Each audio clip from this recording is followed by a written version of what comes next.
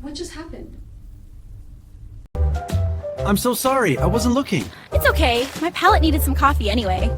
Let me buy you another drink on the way. Sure, I could use a break. Great, let's walk.